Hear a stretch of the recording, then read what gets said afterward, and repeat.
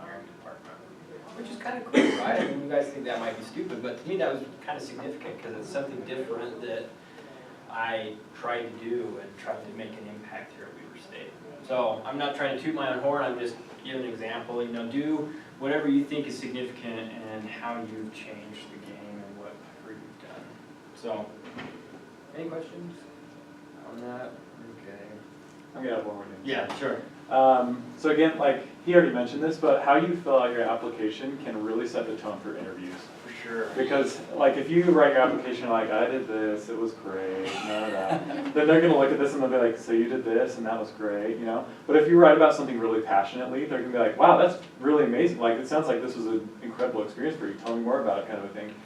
But on top of that, like definitely try and fit your activities on here because they give you a list of activities and it's like of like categories it can fall under and it's like huge. Yeah. Like try and keep it under like the volunteering, community service, research, like the categories that Fritz was always talking about.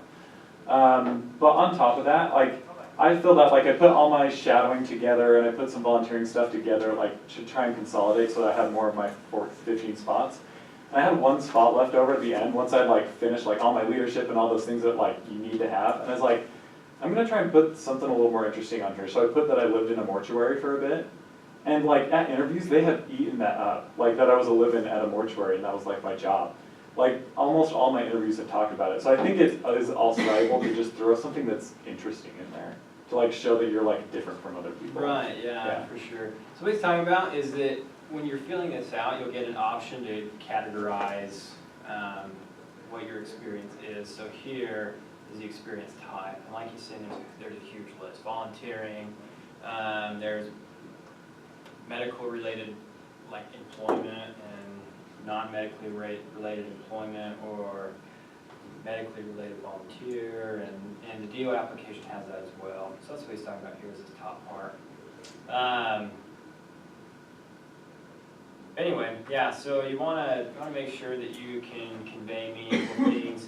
Another thing too they want to see with activities is how it's helped you solidify your decision to become a physician as well. I mean, yeah, you know, you want to say that I had a significant impact on this organization, and the reason that that's made me want to become a physician even more is because of this and this and this. You know, you don't want to explicitly say it, but you want to say for sure, you know, this has motivated me more to become a physician because I don't know, whatever. So make sure you're thinking about that, especially for those of you applying and you're looking back at your activities. You know, make sure you're really thinking about these things and how can I write about this, or what significant contributions have I made to this organization, and how has that helped me solidify my decision. And those of you who are not applying, think about how you can use this. Like when you're doing your activities right now, that's really important to be able to think about how you can use it. So that's the goal, right? That's why they have these. I mean, they're not requirements, but that's what makes competitive applicants is because they have these themes. Because they want to see leadership. I mean, when you're physicians practicing, they don't want to see that you're just stuck in the hospital working day in and day out. They want to see that you're making significant contributions outside of medicine to the community and things like that. Is there a question from back? I have a question. It's in two parts. My first question is medical field related employment, does that count? Because I work as a lab tech at Davis, and I'm constantly talking to doctors, talking about patient values and symptoms and stuff like that. Is that something you can put on this? Yeah, Okay. For sure. Yeah, Okay. I would definitely say so. Okay. And the second part, if we don't have quite 15 activities, if spending a significant amount of time in a position of leadership, does that kind of compensate for that a little bit? Like, I spent 3 years as a director for special needs, like overseeing like Best Buddies, Special Olympics, Park, lots of different stuff. So there's kind of a big one, but it's like, it's not weighted the same as my smaller activities, you know what I mean? I think that's a pretty significant activity. Absolutely. I mean, anything you do. I mean, I maybe this came out wrong, but these don't have to be, these 15 activities don't all have to be medically related. Okay. If you've heard Dr. Fritzler talk about activities, he wants it about 50-50, right? He wants 50 medically related activity, or 50% medically related, 50% non-medically related. So like, My tutoring TA experience, that's not really medically related, or being an SI is not really medically related. My research, really none of my research is really that medically related. So I was part of a math club after school program, that's not medically related at all, right? So that Special Olympics things that you were a director for, that's huge, that's really significant, right? So you're gonna wanna put that on there. And you can even break that up into several things too, if you say you're over the best buddies as well as Special Olympics, right? So there's 2 leadership opportunities that you've had. So that's, and do you agree with that? Oh, yeah. The way I would see it, and just from what I've been able to gather from my interviewers, what I would imagine if they're looking over your application, they're like, wow, this guy has great grades, he's got a good MCAS score, he's got stuff like that, but then all of a sudden they look at your application and they're like, oh, wow, like he's also done this thing with Special Olympics or whatever it is for 3 years. So that makes you look way more than two-dimensional, where you're way more than just like good grades and you know how to think and research and stuff, but you also have compassion, you also have things like that. So it just expands how they would view you as a person. Cool. Yeah. Cool, that answers it, thank you. Yeah, no problem. Good question, by the way. Any other questions? We're okay. Are you guys intimidated yet? Yeah, it's pretty crazy. So then your letters, so we know that we will want, Fritzler requires 7 letters, right? 2 from science professor, 1 from a non-science professor, physician, you're gonna volunteer, and... Patient exposure. What? Patient exposure and then Yeah, other. patient exposure, other. Oh, and then part of the faculty, he wants like a research one too, where you're doing Yeah. research. So those are the 7. Sorry, they got us. I can write them on the board. Yeah, let's write them on the board. So he wants 7 letters, so we want a science professor, a non-science professor. It can be a science though, it just like. Yeah, that's true. Yeah. He really just wants 2 professors. It's terrible. And he wants a research letter. You're left-handed, I Only in writing. Really? So this is just a thought that I had. I listen to this podcast and it's about pre-med and preparation and stuff. It's kind of interesting, but one thing he talks about, he like fields questions from people. And someone was like, "Look, should I spend a year doing research or should I spend a year working in a hospital?"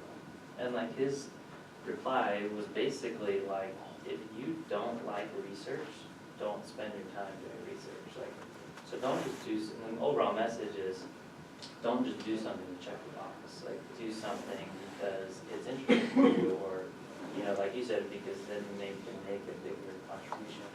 That's probably something easier to write about. You know, I don't know. It's just, I think overall, it's like it's great to have all these categories, and we should try to do things in them, but do things because we want to do them, not just because we're trying to make ourselves look better, kind of that sort of thing. So Yeah. I thought that was interesting. No, it is for sure. And, you know, going back to that, I would highly recommend being involved in research somehow. I mean, even, I don't know, I think it's invaluable, and if you can talk about your research, maybe talk about the hypothesis and what you did and what you learned from it, they can show that you have critical thinking skills, but that you can apply those critical thinking skills as well. And they want to see that, right? Especially like allopathic, you know, MD schools are really research heavy, most of them. And so if you don't have any research at all, it probably doesn't look as good, you know. I totally would recommend research. I would too, just as an insight to something that I experienced. I did like a 4-month research project that was psychology related, and then like a year's worth in biochemistry research. And at my interview at the U, I was talking to a lady who all she does is research, like it's her job at the U. And she was really nice, but she asked me like, I see you haven't done that much research. And I was like, done like a year and a half's worth of research, you know what I mean? So I think it depends on the school though. Some schools are more research focused, like the U is kind of more research focused. Right, yeah. But like if you want to apply to a school that does research, I would definitely have research going. Yeah. Or anywhere. Yeah, really. And if you're thinking about like, you know, if you're considering like MD, PhD programs at all, like you're gonna want published research, like just doing research to do research is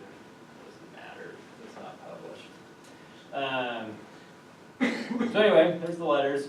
So Fritzler wants those in by, is it May? The week before your interview with him, Yeah. that's what he said. Oh, So it's okay. anytime, So so like it's March, different May, for everybody, April, but, yeah. yeah. So for those of you applying, another thing too is that they need to be dated like within a year that you apply. So if you're in freshman chemistry right now with Dr. Possenbaugh or Dr. Herzog and you're doing really well, by all means, go ask him for a letter. But if you're not applying for a few years, ask him, say, hey, would you be willing to write me a letter, but in a little while. You know what I mean? So they can be thinking about you now, thinking about what to write, but it needs to be dated within a year that you apply. Or you could have them write it right now. Yeah. And then just say, would you feel comfortable just dating this a year from when I apply, or within a year of when I apply? Most professors are gonna be fine. Yeah, they're gonna be way cool with that. So that's just kind of the theme with letters. Yeah, Fritzler wants all 7. Another thing that we do here at Weber State that a lot of other schools, I think no other schools in Utah do, is the committee letter. So Fritzler, he writes like an 8-page, some odd long letter of recommendation about you based on his experiences with you as well as the other letters of recommendation that you've had. So, if you get a letter from Dr. Davies or whatever, he's going to write about things that Dr. Davies said about you in that committee letter. He's just kind of compiling everything. So that's a big reason why he wants you to get all 7 of those letters, because so he can see people's perspective on you from different perspectives. So it's not all just academic, or it's not all just volunteer, or just from your work. He wants to see, people's perspective of you from all different areas. Any other questions about letters? Mike, Yeah. I have a No, you're good. tangential, somewhat tangential. I have a kind of a weird situation where I'm graduating. I'm done with school this Mhm. semester. Cool. Is Dr. Fritzler still going to be willing to work with me in the Mhm. spring if I'm not attending any classes here? For sure. Okay, that's, Yeah, so there's a lady that applied like 6 times. yeah. And he worked with her all 6 years Oh, wow. on letters and wrote letters, so he's gonna work with you. And we're actually really lucky. I mean, Fritzler's a really good guy. He's bald and, kind of weird. I'm just kidding. He is bald, but we're super lucky because he will work with you, and his whole goal, he's got such good intentions and such good goals of getting us in. He really cares, so he's gonna work with you as long as it takes to get you into medical school. Is there a question you have? Okay. With the letters, Uh-huh. so doesn't he submit the letters to AMCAS? Right, yeah. Okay, so we don't really need to do anything with that. No, so other- you just need to once- get those yeah, letters once we in from get the the letters professors, too. right? But from Yeah. there, you give him your AMCAS ID, and then he uploads the committee letter and everything else. And so when you get secondary applications, does everyone know what a secondary application is? Okay, so you get secondary applications. On all of the secondaries I got, you need to check, what kind of letter it is or where they're coming from. And they usually have a committee box that you just press the committee and then you'll get it. That is really nice that he uploads them all stuff for you. The one part about that can be annoying is, so I asked my boss for my other letter. I asked my boss that I worked for like 2 years. I was like, hey, could you write a letter for me? She said, sure. I bugged her like 1,000 times. After a couple months, she finally wrote it. And then she sent it in, and Dr. Fritzler emails me and he says, hey, this lady got the dates wrong. She got said this wrong. So if anything that you say on your application contradicts something that they said in your letter, because I put that I worked in the pharmacy on there, and I put different dates than what she wrote in the letter, then you have to go back to the person who wrote the letter, say, hey, can you write it again and change this? And then submit it again. And That's so, why he wants that green sheet too, Yeah. because it has to be on official letterhead from the company or organization it's coming from. So 5 or 6, well not 5 or 6, I think 4 of my letters weren't. And so it was a pain just to get that letter in the first place, but then Fritz was like, you gotta contact this guy and have him resend it because it's not on official letterhead. It needs to be hand signed by them as well, so they actually need to print it off, sign it, and then either fax it or send it in the mail or whatever. But yeah, so that's why they need to follow that green sheet. That's why we have those green sheets, because that's what medical schools require. I mean, it's not just what Dr. Fritzler requires, this is what medical schools want. so explain the green sheet to them. That's my big advice, because it's a pain in the neck. to have to go and do all your letters over again, and these people are like, this guy keeps asking me for a letter or whatever. Yeah, so you know what I'm talking about when I say green sheets? So if you go into Susan's office, they're literally sheets. Right here. And, do you, They're online too. yeah, they Oh, are no, online. so don't do the online one. Are they the I ones just still? talked to Priscilla this morning about this, because the one that keeps pulling up on mine is the old one. Oh, okay. And so that's why I have that copy, because I had printed off the online one, and I kept searching for it, and he was like, no, this is the wrong one. So, I think he put that on the Canvas He attached page one to the too. Canvas page, Yeah. yeah, so I don't know if it's the old or new though, that's a good thought. Yeah, but anyway, so you need to write your name, and you need to sign it and date it as well. And then the person writing the letter for you needs to sign and date this too, and send this in with your letter that they write. So there's directions on here that they need to follow, and then there's some topics that they can talk about. So when you go, so like for hospice example, when I got my hospice boss, or whatever you want to call her, to write me a letter, I was like specific, I want you to talk about like patient exposure and like, how I've contributed to patient exposure and, some good things you've heard about me, you're seeing from me. And she's like, yeah, no problem. So it's not, when you're asking for letters, it's not bad to ask for specific things because for people to write about. So research, I asked my research advisors here at Weaver State, can you talk about not just what I did, but like how I helped contribute to the thinking process behind this and how I, you know what I mean? So, but anyway, these is what the green sheets look like. So you need to sign it and date it. The person writing the letter for you needs to sign it and date it and send this in with your letter. I think she was the only one that didn't know. Is there anyone else that doesn't know about these? We're okay, so if you want to look at that. That's what they are. They're in Susan's office.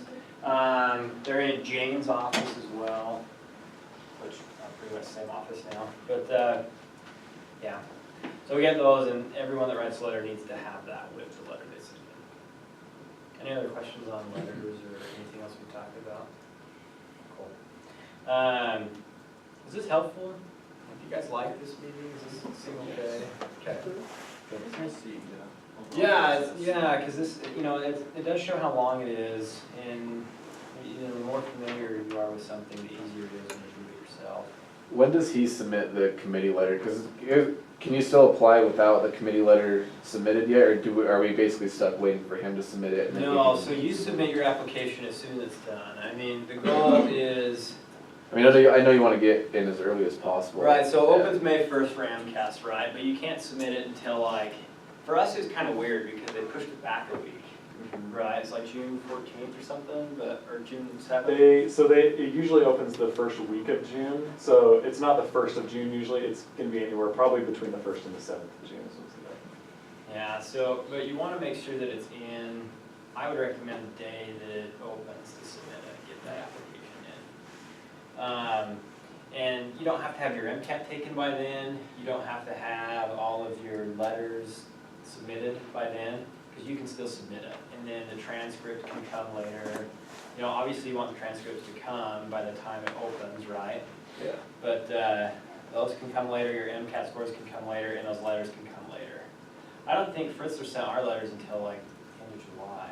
Yeah, but what it is, so like why you would put your application in early, it's like if applications are in a line, sending it in on June 1st or whenever it opens gets you in the line sooner, and then once you're to the front, they're like, oh, you have your MCAT score and you're this, but you don't have your letters, we're gonna wait till you get your letters and then you're up. Like then we're gonna look at your application and stuff. And they're notified too, right? So if you don't have your MCAT score or letters in yet, or your transcripts aren't done, but you send it in June 1st, you're at the top of the line. So the minute all that stuff comes up, they get notified, they review it. It's basically like a Right. placeholder for Yeah. it. Right. Whereas So if you that's why waited- it's important to get it in that first day, Okay. instead of waiting for everything to be done, because then you're gonna go. Then right you'll be into getting the in line Right. once, and you'll be behind all those other people. Okay. Yeah. And a lot of people do rolling admissions, which is why it's important as well. Because, if you're first in line and your application's completed first, you have a higher chance of getting accepted into the rolling admissions program. You want to explain what rolling is versus non-rolling? Yeah, so rolling admissions means they can accept you any time, or they can interview and accept you anytime they start. So like Virginia Commonwealth, for example, I know is a rolling admissions. They start interviewing early July.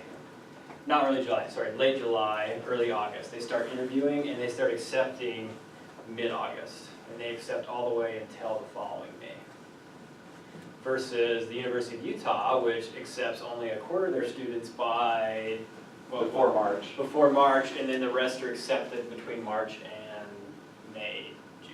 No, they're all between March 1st and March 15th, because March 15th. Oh, they really? pass So it. when's the quarter accepted then? The quarters, so the Utah's like mostly non-rolling. They'll accept a quarter of their students before March 1st. And then they'll okay. accept 3/4 between March 1st and March 15th. So like most people are gonna find out then. So that's why they're kind of rolling, because they only accept a quarter as it goes to March and then the rest after. So that's why it's important. Does that make sense? Okay there. Just apply early. Yeah, that's Moral of the story. Even if you need to, push your MCAT back a little bit because you're not ready, make sure your application's in June 1st or whenever it opens. That's my recommendation. It does take approximately 30 days or something for AMCAS to. Yeah, that's process verify it. your application, right? So It opens May 1st. Yeah, to start filling out, but then you don't submit it until the first week of June. So you have a whole month to get it completed and worked on, and then you submit it the first week of June. That month will go by quick, Yeah. so be ready for it. Yeah, so that's why, like, starting to write things now and get your ideas now as you're going is gonna help you a lot, because you're gonna be busy studying the MCAT, I'm sure, and all these other sorts of things as well. Is the DO one very similar to this, so we can do a lot of like copy and paste? Just like- Yeah, like with- the only issue with DO is, what I was saying earlier, it's a little shorter. Yeah, and So then you have more don't get as much spots. words, but you can. Another thing too is the personal statement for the DO is a lot shorter than the one for this. I can pull it up once you're done. Yeah, we can look at that, and then I didn't apply to Texas schools, so I have no idea what that's like, other than they have 150 characters. That's like a tweet. 2 sentences worth, right? So then you can go in, you can pick the medical schools you want to apply to. They give you the transcript deadlines. You can apply, if you want to apply MD, PhD, or MD, MS, or whatever, you can pick the program type you want to apply to. A good recommendation as far as looking into applying to schools would be MSAR. It gives you like everything that they've accepted in the past, called MSAR. And you just pay a fee and you get like all the data from all the US MD schools. They don't have one for DO, but that one's for MD schools. The DO has like a book. You can get like a PDF of this book. Oh, really? Yeah. Oh, And no idea. it doesn't have as much information, but it's still there. If you ask Dr. Spitzer, he'll give it to you. Oh, okay. Is it on the You can just DO Google search website? it. or- Or it's online. You can just I'm sure. download it on Yeah, the right, website. Okay. I know, I use the MSAR. I thought the MSAR was really good.